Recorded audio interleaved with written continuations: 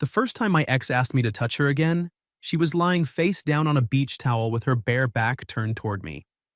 Then she reached behind herself, untied her navy bikini top, and said, "Put sunscreen on my back like you used to." There are moments when a man's entire emotional history returns through one sentence. That was mine. My name is Grant Mercer. I was 26 that summer, working as an audio engineer in Raleigh and pretending I had fully recovered from the breakup that had rearranged my apartment, my weekends, and roughly half my personality. Sophie Bennett had been my girlfriend for 2 years. She had been my ex for 7 months. And until that Saturday on the North Carolina coast, we hadn't been alone together since the night she packed the last of her things.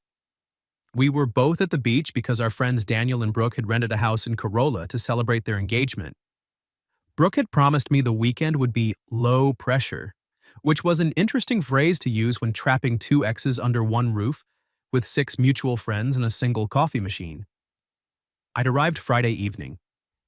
Sophie came an hour later wearing denim shorts, a white linen shirt over her swimsuit, and the careful smile people use when they've rehearsed, looking unaffected. "Hi, Grant." "Hi, Sophie." That was it. No hug, no handshake, not even one of those awkward half waves that makes adults look like nervous children in a school play. But at breakfast the next morning, she slid the sugar bowl toward me before I asked. I still took 2 spoonfuls, she still remembered. Little habits are cruel that way.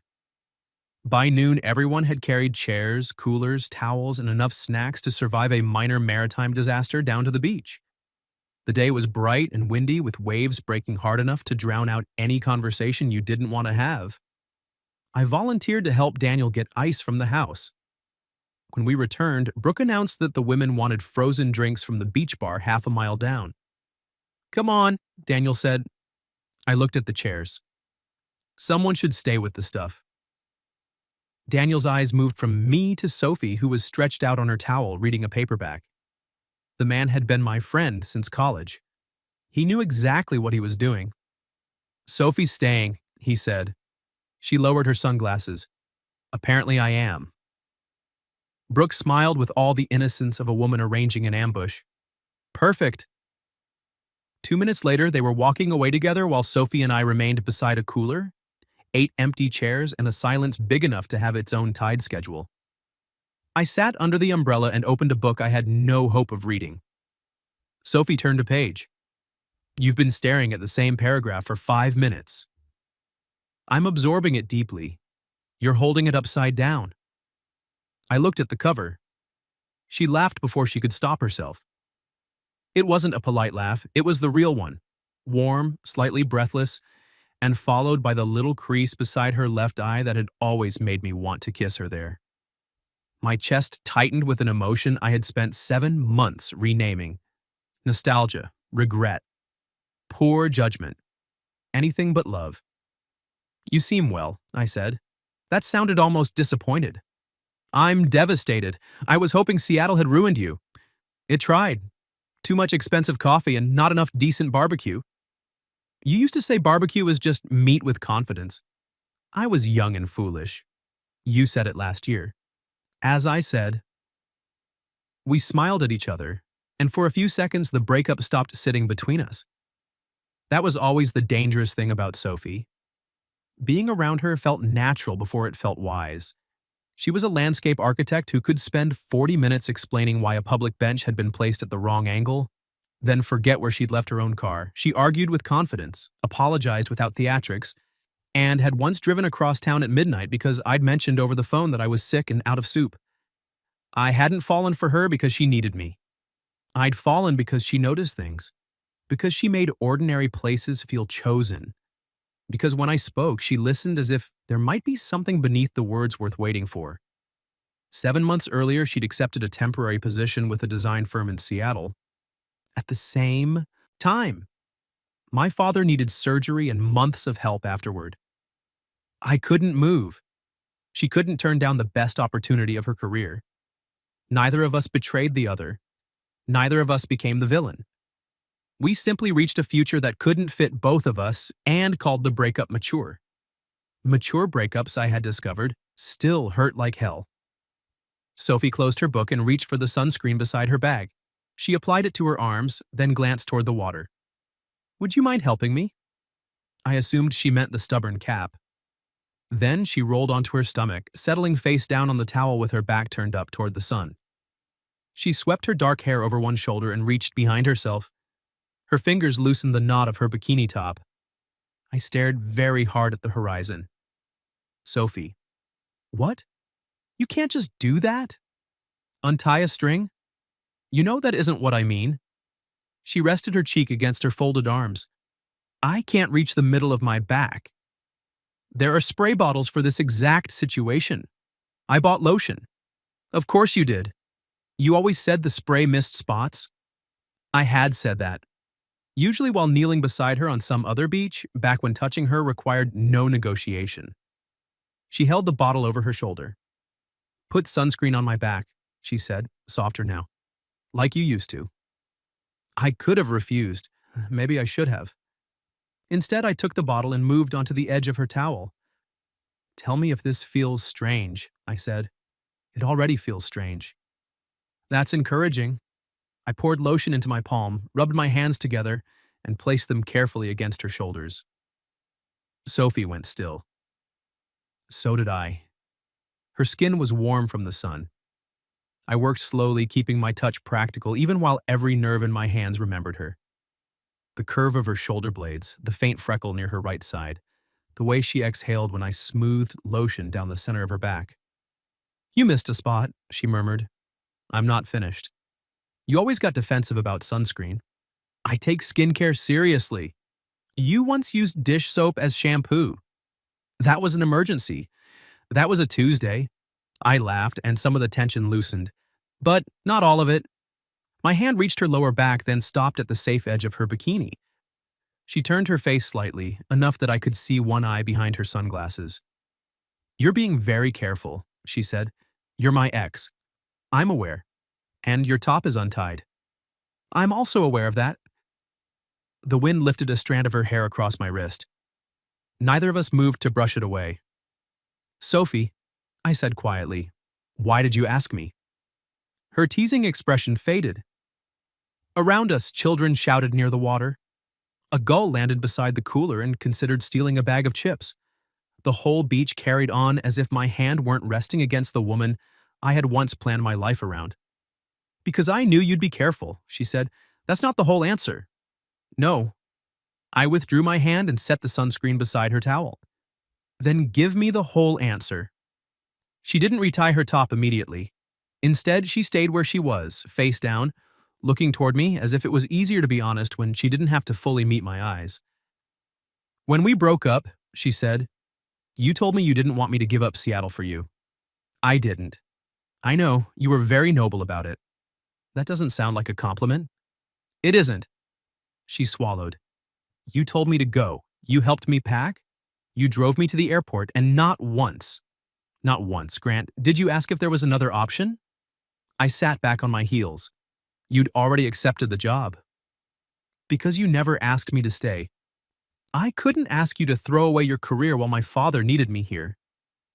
And I couldn't ask you to abandon your family. Her voice tightened.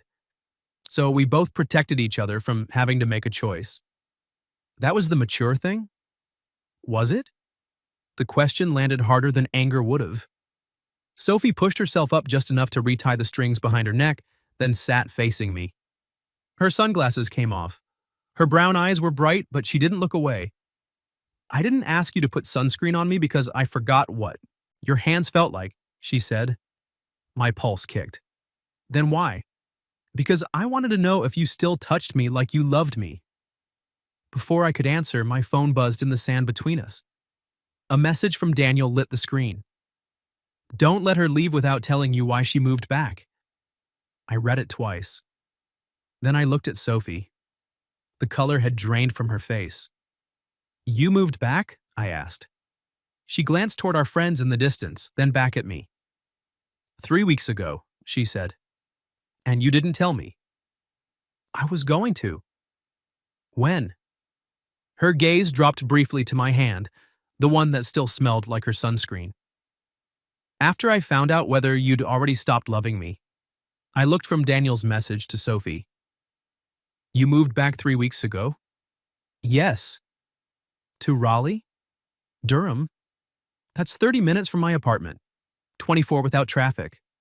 I stared at her. She winced. I may have checked. That should have pleased me. Instead, 7 months of unanswered questions crowded into the space between us. Why didn't you call? Because I didn't know what I was allowed to want. You could have started with coffee. I started with deleting your number, restoring it from the cloud, and staring at it every night. That's less efficient than coffee. I was going through something. Despite myself, I almost smiled. Sophie saw it. Her shoulders eased, but only slightly. I picked up the sunscreen and turned it in my hands. Did you move back because of me? No. Her answer came quickly, then she added, but you were part of why coming back felt like coming home. It wasn't the sweeping confession some wounded part of me wanted. It was better. It was honest. Her position in Seattle had always been an 18-month contract, with the possibility of becoming permanent. When the firm offered to extend it, she declined. She'd accepted a position designing parks and public spaces for a smaller firm in Durham. I missed my family, she said. I missed Brooke. I missed thunderstorms that didn't last 9 months. And barbecue? That too. And me? She held my gaze. Every day. The words struck so directly that I forgot how to respond. She drew her knees toward her chest. Now you say something. I'm trying not to say the wrong thing. You always do that. Do what? Treat feelings like a sound mix, lower the messy parts, remove the background noise, make everything clean enough for someone else to hear. My work is being used against me. I'm serious, Grant. I know. She leaned closer, her voice dropping beneath the rush of the surf. I don't want your polished answer. I want the answer you would have given if you weren't trying to protect me. I looked toward the shoreline. Our friends were still distant figures near the beach bar, in no apparent hurry to rescue us. 7 months earlier, I had watched Sophie walk through airport security carrying a green backpack and a future that did not include me. She had turned around once. I had smiled and lifted my hand. Then I'd made it all the way to the parking garage before I broke down. I wanted to ask you to stay, I said. Her lips parted. I wanted to tell you that I hated Seattle. I'd never even been there, but I hated the rain, the distance, and every person who would get to see you while I didn't. I wanted to ask you to choose me. Why didn't you? Because if you had stayed, I would have wondered whether you resented me. And if you still left, I would have known your answer. Sophie's eyes filled. So I made it for you, I continued. I decided that loving you meant making it easy for you to leave. A tear slipped down her cheek. She wiped it away with an annoyed swipe. You made it look very easy, she whispered. It wasn't. I waited at the gate until they called my group 3 times. I closed my eyes briefly. I kept thinking you'd call, she said. That you'd say we'd try long distance, or you'd visit, or you'd ask me to come back when the contract ended. Anything. I wrote you a message before your flight took off. What did it say? Come home. Her breath caught. I deleted it, I admitted. That was stupid. Extremely. I hate that you did that. So do I. She shifted closer on the towel until our knees touched. It was barely contact, but neither of us moved away. Did you date anyone? She asked. One woman, twice. Sophie's eyebrows lifted. Twice? The first date was fine. On the second, she asked why I kept checking the door. Were you expecting someone? You. Her expression softened. What about you? I asked. A coworker took me to dinner. How many times? Once. Was he handsome? Obnoxiously. I dislike him. He spent 20 minutes explaining urban green space to me after I told him what I did for a living. I hate him. That brought back her real laugh. I wanted to touch her face. The desire rose so naturally that my hand almost moved before I stopped it. Sophie noticed. You can, she said. Can what? Whatever you just decided not to do. The wind blew another strand of hair across her cheek. This time, I lifted my hand and tucked it behind her ear. My fingertips lingered along her jaw. Her eyes closed for half a second. It was such a small touch. I had held her through fevers, carried her half asleep from the couch, kissed every inch of her face while she complained that she was trying to read. But after 7 months, touching her cheek felt more intimate than all of it. When she opened her eyes, I saw the same longing that had kept me awake in an empty apartment. I leaned in. So did she. Then shouting rose from the water. "Grant!" Daniel waved both arms while balancing a cardboard tray of frozen drinks. "Help!" Sophie and I stopped with less than an inch between us. Daniel stumbled dramatically through the sand. I considered letting him perish. Sophie pressed her lips together, fighting a smile. "You should probably save the daiquiris." They interrupted a significant moment. "They don't know that." "They absolutely know that." I stood and offered her my hand. She looked at it, then laced her fingers through mine. The gesture was deliberate, not an accident, not nostalgia, a choice. I pulled her to her feet, and she remained close enough that the front of her shoulder brushed my chest. "This doesn't fix everything," she said.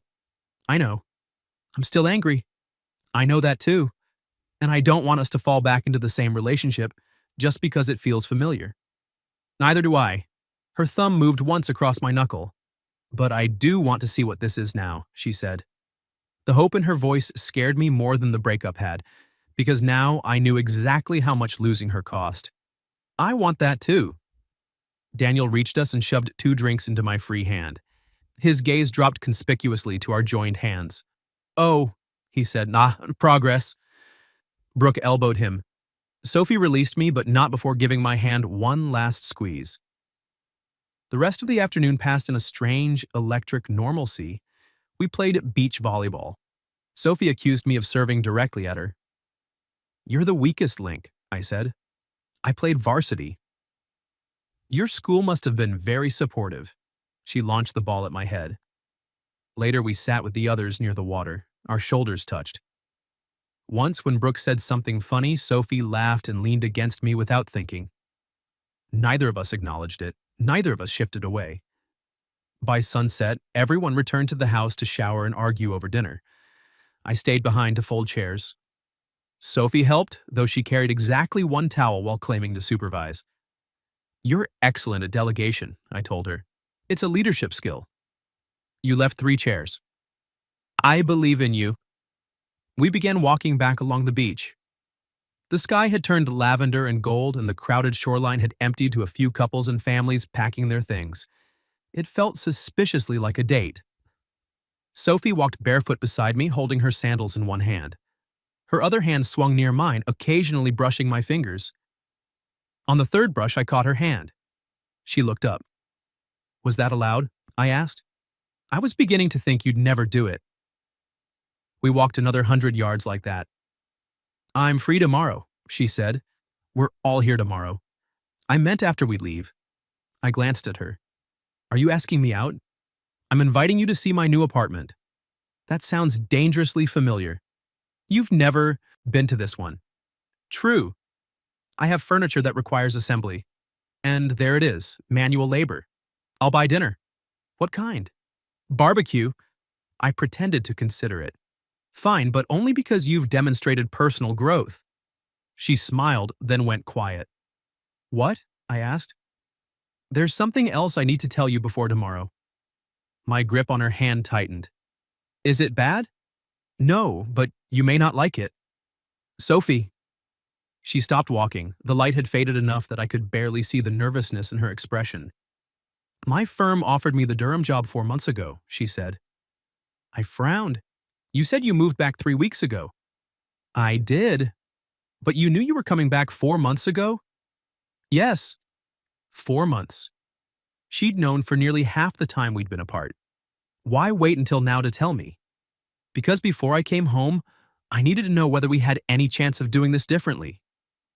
"What does that mean?"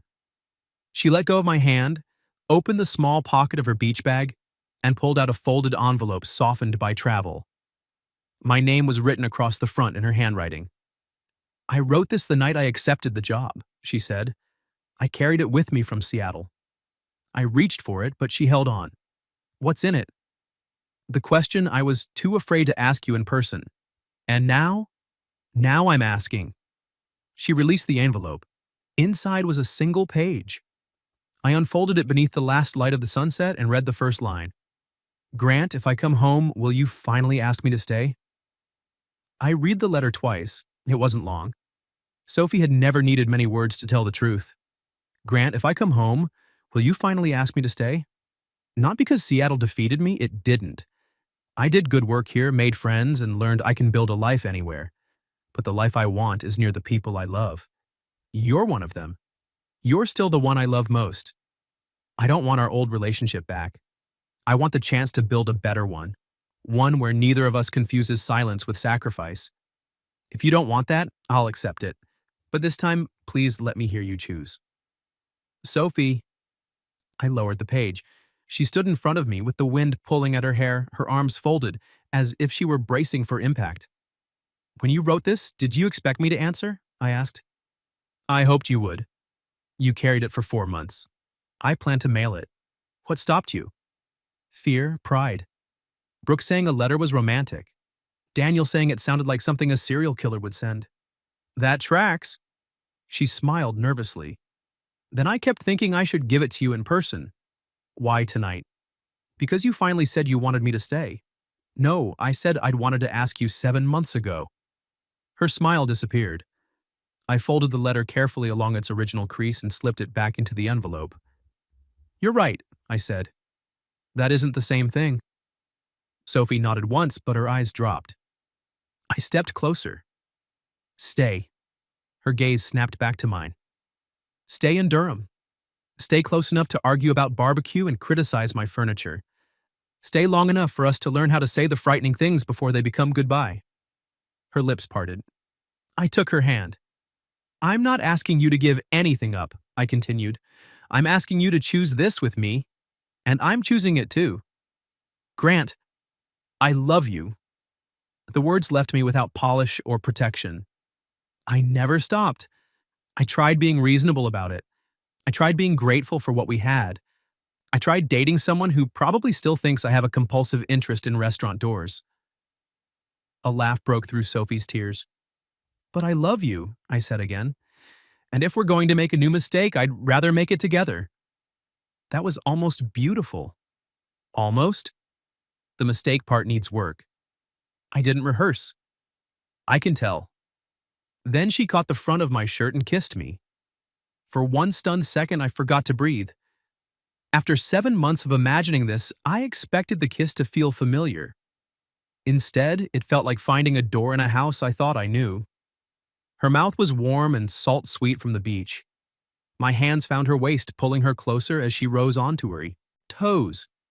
The kiss deepened, carrying all the things we had refused to say at the airport. All the calls we hadn't made, all the nights we'd slept alone because we believed suffering quietly was a form of love. When we finally separated, she rested her forehead against mine. I love you too, she whispered. I closed my eyes. Hearing it didn't erase the months apart, it made them worth surviving. We should go back, she said after a moment. Probably. Everyone will be waiting. They can continue. She smiled against my mouth. One more? I kissed her again because she asked and because choosing her suddenly felt like the easiest honesty in the world. At the beach house, our friends attempted subtlety. Brooke took one look at Sophie's face and hugged her. Daniel looked at mine and said, Finally. No one asked you, I told him. You're welcome. For leaving us alone? For the text. Sophie pointed at him. You had no right to tell him I moved back. I didn't tell him. I strongly suggested you should. That's telling with extra steps. Dinner became an interrogation disguised as grilled shrimp. Sophie and I refused to provide details, though her knee stayed pressed against mine beneath the table. Later, when everyone gathered for a movie, she curled beside me on the couch. It wasn't dramatic. She simply rested her head against my shoulder and took my hand beneath the blanket. But I felt the significance of it. For months, I had trained myself not to reach for her. Now she was reaching for me. The next afternoon, after the beach house emptied, I followed her car to Durham. Sophie's new apartment occupied the top floor of a renovated brick warehouse. It had tall windows, wood floors, and enough unopened boxes to suggest she'd been waiting for someone before making it home. "You've lived here 3 weeks," I said. "I've been busy." "You own one fork." "I had two, but one's missing." "How do you lose a fork?" Seattle changed me. The furniture requiring assembly turned out to be a dining table, two bookshelves, and a bed frame. "You lured me here under false pretenses. I promised dinner. You implied one piece of furniture. I allowed you to make assumptions." She handed me a screwdriver. For 2 hours, we assembled the table incorrectly, disassembled it, blamed the instructions, and finally succeeded through a combination of stubbornness and online videos. When we set it upright, Sophie ran her palm over the surface. "Our first table was terrible," she said. "It came from the curb. You said it was vintage. It was old. It leaned. It had character." She looked around the apartment. "This one doesn't have any yet." "It will." The words came out more intimate than I intended. Her eyes met mine. "We'll spill wine on it," I added. "You'll leave work samples everywhere. I'll put my keys in the wrong place and accuse you of moving them. You're giving my table quite a future." "I'm optimistic." Sophie crossed the space between us and slipped her arms around my neck. "Are you giving us one?" "Yes." "Good answer." She kissed me slowly without the urgency of the beach. This kiss wasn't about recovering what we'd lost. It was about testing what remained. My hand settled at her hips. Her fingers moved into my hair, and every thought I had became less useful. Then my phone vibrated on the new table. I ignored it. It vibrated again. Sophie drew back. "You should check." "It's probably Daniel demanding gratitude." "Check." I pulled out my phone. The screen showed an email notification from Westline Studios. Sophie read the subject before I could turn it away. "Final offer. Response required Monday." Her arms loosened around my neck. "What offer?" I set the phone down. This was the moment when the old version of me would have minimized, delayed, or decided what she needed to know. I didn't want to be him anymore. "A senior engineering position in Nashville," I said. "They contacted me 2 months ago." Sophie stepped back. "You applied for a job in Nashville?" "No, they recruited me after hearing an album I mixed." "Is it a good job?" "It's the kind I used to say I wanted." Her expression changed, not to anger but to recognition. "And you have to answer tomorrow." "Yes." "Were you going to tell me?" "I'm telling you now." "After asking me to stay." "I didn't know you were back when they made the offer." "But you knew before this weekend." "I did." She walked to the window and looked down at the street. I hated the distance of those few feet. "I haven't accepted it," I said. "Do you want to?" "I don't know." She turned. "That's not an answer." "It's the honest one." Sophie folded her arms. "Then let's be honest all the way. If I hadn't come back, would you take it?" "Yes." The word hurt her. I saw it. She nodded slowly. "And now?" "Now there's an us to consider." "No." Her voice sharpened. "Don't do that." "Do what?" "Make me the reason you give something up, then spend years pretending you didn't." "That isn't what I said. It's what we're both thinking." I moved toward her, but she lifted a hand. Not to reject me, to make me stop long enough to listen. "We promised not to protect each other with silence," she said. "So don't tell me what the right choice is. Tell me what you actually want." I looked at her new apartment, our half-open dinner containers, and the table we had built together. Then at the email waiting on my phone. "I want both." "So did I," she said quietly. 7 months ago. The truth of it settled between us. This wasn't our old problem returning, it was our first chance to solve it differently. Sophie picked up my phone and held it out to me. "Call them." I didn't take it. "Why?" "Because before we decide what happens to us, you need to find out exactly what you'd be saying yes to." "And if it's everything I wanted?" Her eyes held mine. "Then this time," she said, "we make the choice together." I took the phone. Not because I wanted to call Westline Studios on a Sunday evening, but because Sophie was right. We had spent 7 months grieving a decision neither of us had actually discussed. I wasn't going to repeat that mistake beside a table we had already assembled twice. The hiring director answered on the fourth ring. "Grant," Rebecca said. "I was starting to think you'd disappeared." "Sorry, family weekend." Sophie sat across from me, close enough to hear my side of the conversation. I asked every question I had avoided because asking them would make the offer real. The position paid more than I earned in Raleigh. Much more. I would oversee a team of engineers, work with major label artists, and have access to studios I had admired since college. But it required relocating within 60 days. Most sessions ran late. Some involved weeks of travel. Rebecca described 80-hour weeks as part of the culture in a tone suggesting I should be honored to lose sleep. "We need someone who can make Westline the center of their life," she said. I looked at Sophie. She didn't react. She wasn't trying to influence me. That made her presence matter even more. "Can I have until noon tomorrow?" I asked. 10 o'clock. We have another candidate waiting." After the call ended, silence filled the apartment. Sophie opened the takeout containers and divided cold barbecue between 2 paper plates. "You're feeding me now? You make bad decisions when you're hungry. Name one." "You once bought a motorcycle online. It was affordable. It didn't have an engine. That was not clear in the photographs."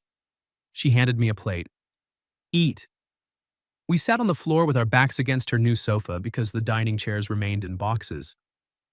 For a while, neither of us mentioned Nashville. It was strangely comforting. We could be facing the exact problem that had ended us and still debate whether coleslaw belonged on a sandwich. It did. Sophie remained wrong. When we finished, she set her plate aside. "What did you think?" she asked. "It's an incredible opportunity." "I heard. The pay would change things." "Yes. And I'd get to work with people I've admired for years." She nodded. But? But I didn't like the way she described the hours. "You used to work all night. I used to be 22 and think exhaustion proved I was important. You also used dish soap as shampoo. I trusted you with that information." She smiled, but her eyes remained serious. "If they'd offered this 2 years ago, would you have taken it?" "Immediately." "What changed?" I looked at my hands. "My father getting sick, for one." His surgery had been successful. After months of rehab, he was back to gardening, driving, and refusing to follow any medical advice that inconvenienced him. But helping him had changed the scale of my ambitions. The awards and albums I'd once imagined mattered. They simply weren't the only things that mattered. "I watched my dad spend 6 months learning to walk without pain," I said. "Every time I visited, he asked about your work before he asked about mine. He likes me better. He likes everyone better." "That isn't true." "It's mostly true." Sophie nudged my foot with hers. "I kept telling myself I'd leave Raleigh once he recovered." I continued. "That Nashville was the next obvious step. Then the offer came and I didn't feel excited. I felt like I was supposed to feel excited." "That's different." "Very." She drew one knee up and wrapped her arms around it. "I need you to know I would try." "Try what?" "Long distance, weekends, video calls, whatever we decided." Her voice wavered. "I wouldn't like it, but I won't let fear make the decision for us again." I reached across the space between us and took her hand. "You'd do that? For you?" "Yes." "For the record, you're terrible on video calls." "You always called when I was eating." "You chew like you're angry at food." "I usually am." I threaded my fingers through hers. "I would try too." She studied my face. But I don't want to build a relationship out of departure lounges if the job on the other side isn't a life I want." A tear gathered in the corner of her eye. "You're not allowed to turn it down just because I cried," she said. "I know. Or because I moved back. I know. Or because you think choosing me requires proving something dramatic." "I know, Sophie." She pulled her hand away.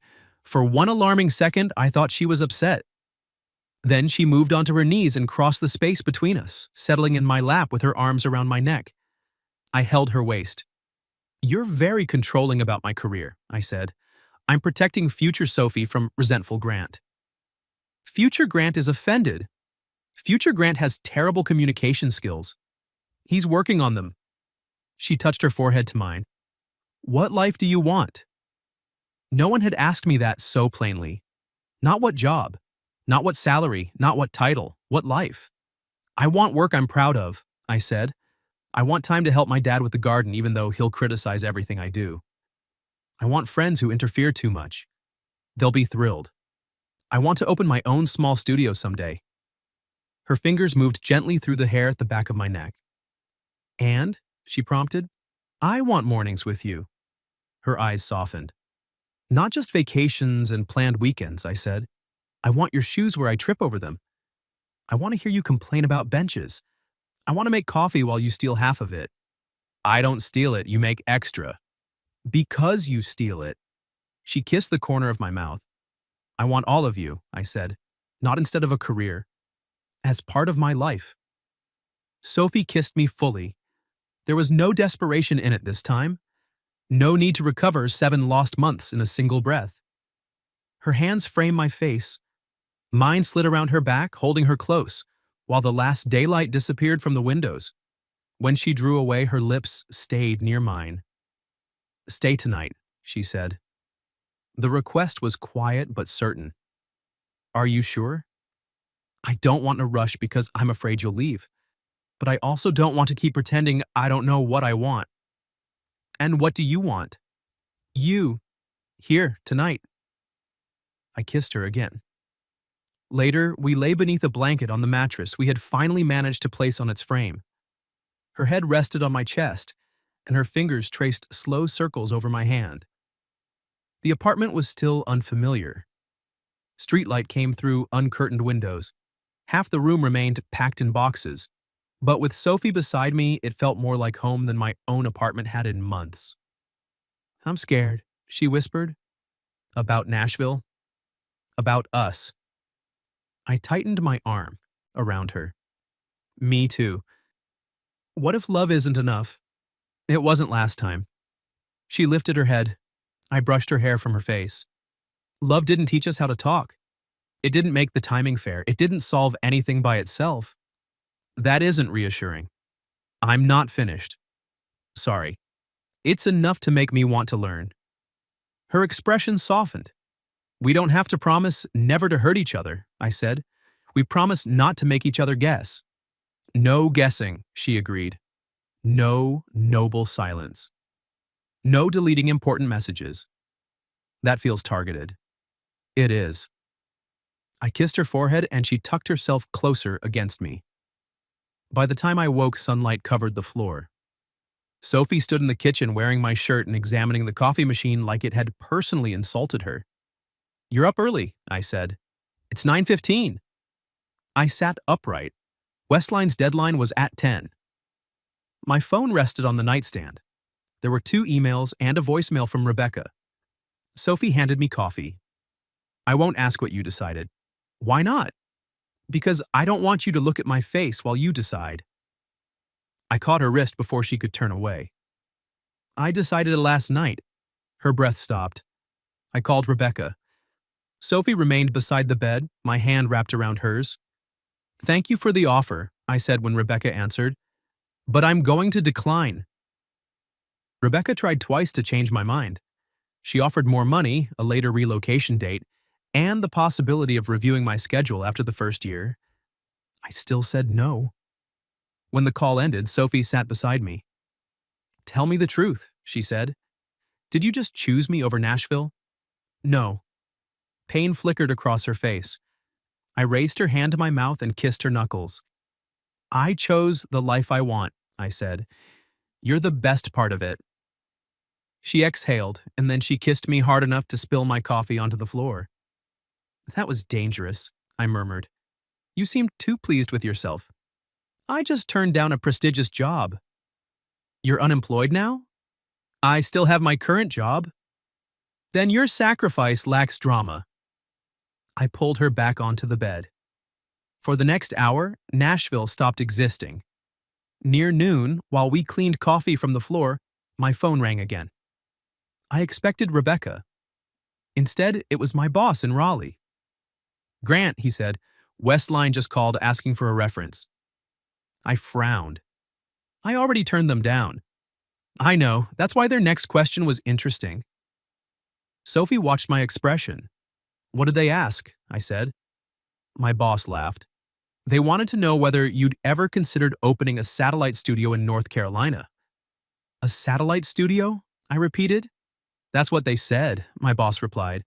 Apparently, Westline has been considering expansion into the Triangle. They liked your work, and turning them down made someone curious about what would keep you here.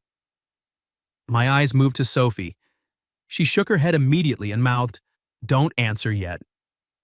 I almost laughed. What exactly are they proposing? I asked. They haven't proposed anything. They want a meeting. Then tell them I'll meet. After I hung up, Sophie took the coffee mug from my hand and set it safely beyond kissing distance. You're smiling, she said. I'm intrigued. Good. I thought you might be worried. I am. But worry doesn't get to make our decisions anymore. Our decisions? She hesitated. You know what I mean. I'm not sure I do. Her eyes narrowed. Grant. We've kissed. We spent the night together. We've discussed long-distance schedules and possible career resentment. But at no point have we established what we are. You're choosing now to be technical? I'm an engineer. An audio engineer. Precision matters. Sophie folded her arms, though the corners of her mouth were turning upward. Fine. What are we? I stood and took both her hands. This is going to sound ridiculous considering our history. Most things you say do. Sophie Bennett, would you be my girlfriend? Her smile vanished. For a second, I worried I had misjudged the moment. Then tears gathered in her eyes. I'm trying to be romantic, I said.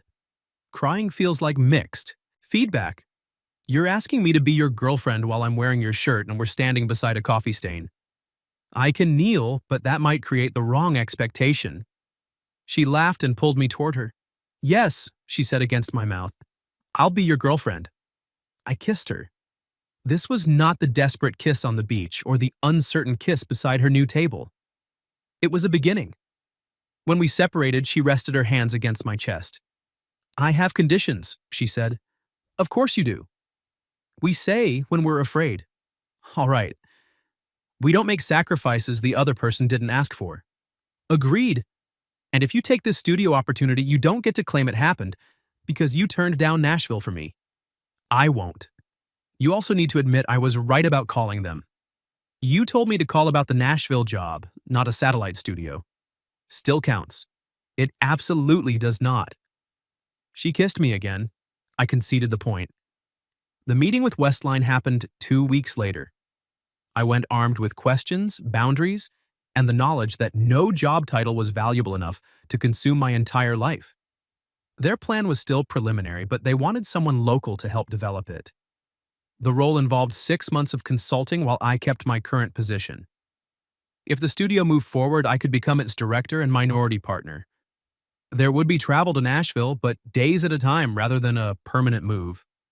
I would help choose the building, recruit the team, and establish the schedule. It was close to the dream I had carried in college. The difference was that this version left room for a life. I didn't accept at the first meeting. Sophie didn't tell me to. We sat at her dining table that evening with contracts, calendars, and barbecue between us. She asked what excited me, what frightened me, and what I would regret. I asked what my travel would mean for her. She admitted she hated the idea of empty weekends, but could handle them if we planned together. For once, love wasn't a reason to avoid the difficult conversation. It was the reason we stayed at the table. I accepted the consulting role the following morning. Then Sophie made me take her on a proper first date. Yesterday didn't count? I asked. Yesterday involved legal documents. The restaurant has tablecloths. So do courtrooms. I picked her up Friday night with flowers and took her to a small Italian restaurant where we had gone for our third date years earlier. The host seated us at the same corner table. Sophie looked around. Did you arrange this? I asked. You planned something? I plan things. You once forgot your own birthday dinner. It wasn't a significant birthday. It was 25.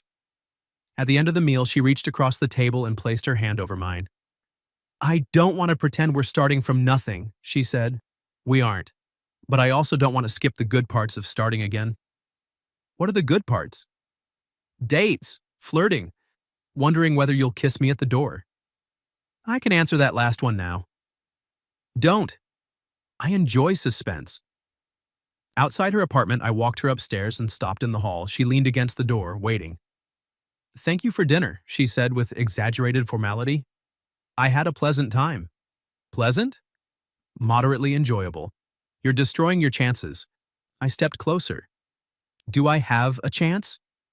She caught my jacket and pulled me in. Barely. I kissed her beneath the flickering hallway light. When she unlocked the door, she held out her hand.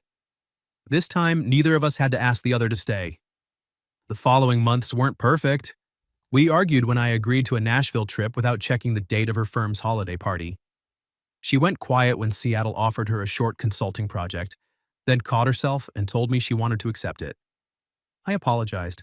She spoke. We adjusted. No one packed a suitcase in anger. No one mistook fear for an answer. By spring, Westline approved the North Carolina studio. I helped select an old textile building outside Durham, 10 minutes from Sophie's apartment. She designed the courtyard. I accused her of angling one bench incorrectly just to upset me. She said it had character. 9 months after the beach weekend, we moved into a townhouse between Durham and Raleigh. Sophie brought her 2 forks, having finally found the missing one, inside a moving box labeled bathroom. I brought the leaning table from my old apartment. She pretended to hate it. It became the place where we ate breakfast every morning. The next summer, Daniel and Brooke invited everyone back to the same beach house for their first anniversary. On Saturday afternoon, Sophie spread her towel in the sand. She took off her sunglasses, looked directly at me, and smiled. Then she lay face down with her back turned up toward the sun. She swept her hair aside, reached behind herself, and untied the strings of her bikini top. Grant? I held up the sunscreen. You bought lotion on purpose. Maybe. I sat beside her. Put sunscreen on my back, she said. Like you used to. The same words, a completely different life. I poured lotion into my hand and rested my palm against her shoulder. Not like I used to, I said.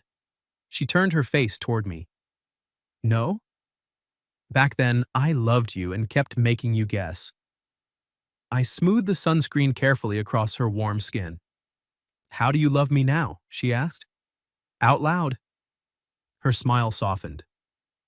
After I finished, she retied her top, rolled over, and held up her left hand. The small diamond on her ring finger caught the sunlight. I had proposed 2 weeks earlier at our crooked kitchen table after we'd spent an hour discussing whether we were ready. It hadn't been a surprise. It had been a choice. Sophie pulled me down and kissed me while the surf broke behind us, and our friends cheered from a carefully planned distance. The first time she asked me to put sunscreen on her back, I thought she was asking whether I remembered how to touch her. I eventually understood she was asking something much harder, whether I had learned how to stay. What would you have done if your ex had untied her bikini top and asked you to put sunscreen on her back like you used to? Have you ever experienced something similar, where an old habit reopened feelings you thought were over? Tell me your story in the comments. And for those who'd like to be a little closer to us, we've opened memberships, where you'll get shorter exclusive stories every week with no ads. If you like this one, leave a like, subscribe, and I'll see you in the next video.